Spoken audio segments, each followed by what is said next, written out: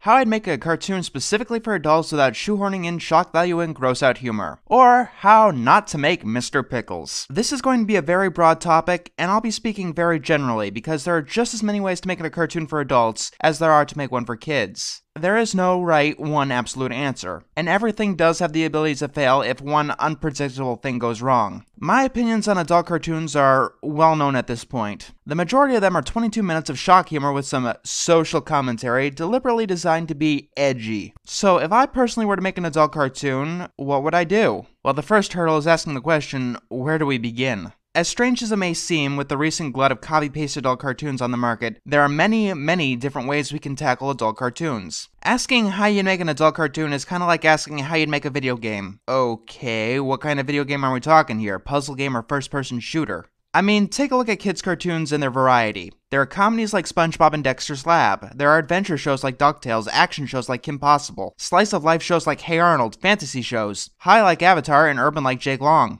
There are science fiction shows like Ben 10. However, when it comes to adult cartoons that aren't anime, this video is completely about Western cartoons. There seems to be only one genre. Adult cartoons are a comedy like The Simpsons, a comedy like Family Guy, a comedy like South Park, or a comedy like Mr. Pickles. Once in a while you get lucky and get a comedy and another genre combined like Futurama being science fiction and comedy. The only other genre that adult cartoons seem to want to tackle as a pure genre is slice of life, like King of the Hill or God, the Devil, and Bob. So, if I were to personally make an adult cartoon, I would choose a genre other than comedy. Keep in mind that the shows I use as examples for other genres do tell a lot of jokes, and utilize humorous situations. Not being a comedy doesn't exclude you from being funny or telling jokes. In a comedy, though, jokes should be your primary focus. That's what people come to your show for. Most people don't come to Avatar for its humor, although some do, as there is a lot there. But considering that most people are doing comedy, I should get my ideas about it first. Comedy is the second hardest genre to write. The only genre that's harder to write is erotica. So don't think that being funny is the easy way to write a story. Connecting two plot points together will almost always have the same reaction. Each person has a different reaction to a joke. You can write slapstick very well, but if it's animated poorly, it fails. If the voice actors can't give proper delivery to wordplay, the joke will fail. This brings us to another problem, though. You know how I said adult cartoons are pigeonholed into comedy? Well, adult-oriented comedy and animation is pigeonholed too. At most tasteful, you got the classic sitcom, just in animated form. But other than that, it's just being as shocking as you possibly can. In live-action, adult-oriented comedy, you've got parody, slapstick comedy, deadpan comedy, sketch comedy, black comedy, and so much more. Yes, there are adult cartoons that fall into these subgenres, like Robot Chicken, but most of them are cringe comedy. And bad cringe comedy. A lazy or incompetent writer will show something fucked up in place of a joke. A good writer uses it to add to the joke. Using something fucked up in and of itself as the joke is kind of like holding your house together with hammers instead of nails. Everything is going to fall apart and no one will take you seriously. That brings me to a misconception about comedy. A lot of people think that you can't take it seriously. This is wrong. People take the Three Stooges, Looney Tunes, and the like very seriously, because they took themselves seriously when constructing their jokes. They put their blood, sweat, and tears into getting every aspect of the joke right. And in turn, people take them seriously. You know, as cornerstones of comedy. Comedy is not easy, and one bad joke can ruin everything about your episode. Even if it's not as bad as House Fancy or Peter Problems, it can still take people right out of the mood. And that's something that's very hard to recover from. Let's talk about shoehorning in sex, raunch, or whatever. In my Mr. Pickles review, I said that you have the whole palette of human experience open to you. And you do. In adult cartoons, there is nothing you're not allowed to tackle, and for the most part, you can expect your audience to know what you're talking about. Using this privilege to write 22 minutes of animals getting their limbs chopped off is like finally getting the ability to drive the family car after months of asking, and crashing it into an oncoming train, on purpose.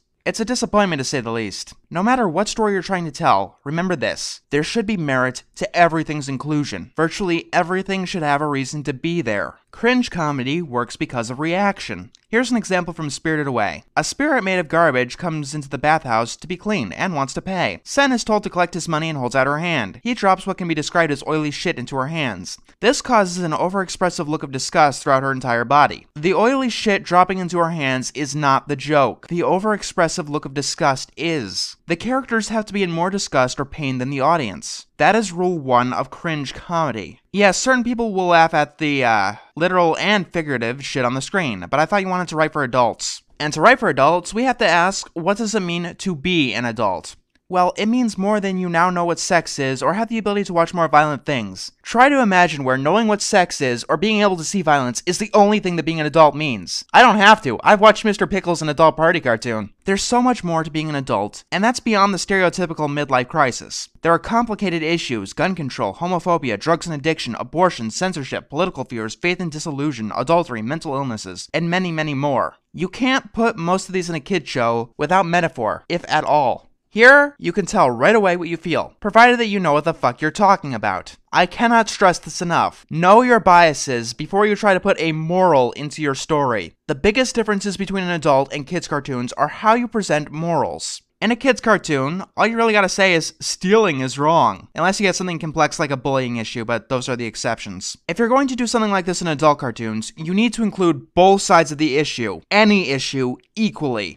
Don't intentionally make the wrong side more ridiculous or stupid. But what if the wrong side really is in the wrong? Well, why don't you watch Homer's Phobia and get right back to me on that one? For example, your personal belief is that drugs are always bad and we should arrest addicts. Alright, try to see both sides of the issue, because when it comes to adult issues, there is always two sides to the issue, at least. This not only helps you cover your ass, but it does help plant the seeds of drama. Now your character's son has fallen prey to peer pressure and is taking drugs. But your character shares your belief and thinks that everyone who takes those drugs should be put in jail. Even if the son is completely in the wrong, there's a chance to see the other side of the issue. The son can express how hard it is to quit, how his friends are assholes that might hurt him if he's going straight. Not to mention that the father might now be worried that prison would kill his son's future. Yes, if you do this right, your opinions might change at some point, or at the very least, they'll become less black and white. Family Guy missteps on this a lot. Let's ignore the fact that Family Guy is a comedy and we're not supposed to come to it for morals, because that's a different video and this is getting long enough as it is. Not All Dogs Go to Heaven fails because it portrays atheism as the right answer. Even if you are an atheist, you cannot, with certainty, state that that's the correct answer for everyone. Adult issues are not black and white. You want to get people to think about an issue, not just tell them that they're doing wrong. Make sure the argument and counter-argument are in the same episodes too. You'll look like a major hypocrite if you don't. And make sure the moral is appropriate to the correct person. Don't force anyone in your story to do something that they wouldn't realistically. Every adult issue is complex. That's what makes them adult. Someone has a mental illness that causes them to have random outbursts. This random outburst really hurts someone. It's not really the person with the mental illness's fault, but should we ignore the victim here? Or should we ignore the mental illness? Is there a middle ground? Your character, or you personally, think that suicide is always acceptable if the person wants to do it. Oops, your character's best friend in the whole wide world is secretly very depressed and has killed himself suddenly. You will offend people. It's inevitable. There are plenty of people in the world who have extreme views that they're not going to bend on. They aren't getting angry that you're giving a counter-argument. They're angry that there's a counter-argument at all. That being said, just because people are pissed doesn't mean that you're doing your job right. If you're purposely just pissing people off, then you fail. That is the biggest epic fail ever.